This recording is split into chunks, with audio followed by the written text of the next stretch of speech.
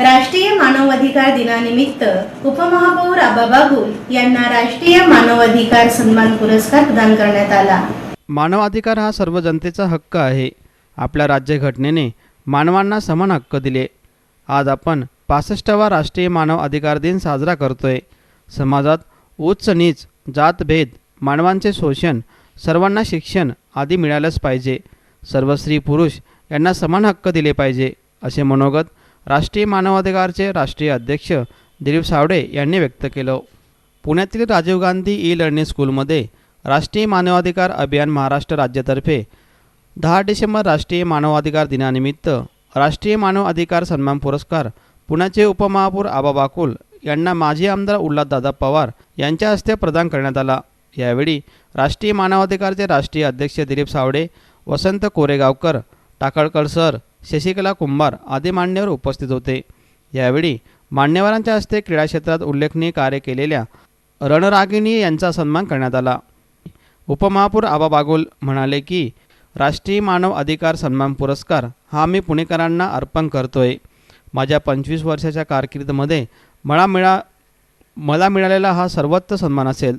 यापुढे देखील मी अशीच समाजाची सेवा करीत राहील। आज समाजात कोणतीही त्यांच्या मूलभूत अधिकारांपासून वंचित राहणार नाही असे मनोगतही त्यांनी यावेळी व्यक्त केलं।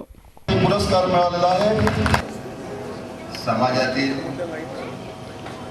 ज्या काही सर्वसामान्य कुटुंब आहेत त्यांनी दिवस आहे आणि ती या ठिकाणी केले गेलेले आहे। दरवेळेला पाल्याचा सत्कार होतो त्याच्याकरता परंतु त्याच्या पाठीमागं जी कोणी शक्ती आहे त्याचा सत्कार होत नाही आणि हा विचार या संघटनेनं केलेला आहे ही एक कौतुकाची बाब आहे आणि म्हणून मी त्यांच्या सर्व दिलीप सावळे आणि त्यांच्या सर्व सहकार्याचं कौतुक करतो। या माध्यमातून समाज बंधू आणि सन्मानाने जीवन जगण्याचा अधिकार आहे। मानवता, करुणा, प्रेम, वात्सल्य ही सारी चिरंतन उदात्त मूल्य आहे। आईला काशी यात्रेला नेत असताना मला ही काशी यात्रा करावी असं एक मनात इच्छा आली आणि ती घडली आणि करत असताना लहानपणी आपण शाळेमध्ये ऐकलेली कथाही आठवली। काशी यात्रा करून सोबत आणलेली गंगाजल हे तांड्याला कासवी झालेल्या गाढवाला संत नामदेव महाराजांनी ती गंगाजल पाजून त्याची तृष्णा भागवली ही खरी मानवता आहे आणि आपण त्यांच्याकडूनच ही मानवता शिकलो। गेली 50,000हून अधिक वृद्ध मात्यांना काशी यात्रा करताना हीच भावना मनामध्ये ठेवून मी एक काम करण्याचा प्रयत्न केला आणि त्याचा मला मनापासून आनंद झाला। परंतु आज जगात रोज जर उल्लंघन झालेलं आज आपल्याला बघायला मिळतं आणि त्या पार्श्वभूमीवर आजचा हा दिवस साजरा करत असताना सवणे नाईक आणि त्यांचे सगळे पदाधिकारी जे या ठिकाणी आहेत त्यांना मी मनापासून धन्यवाद देतो।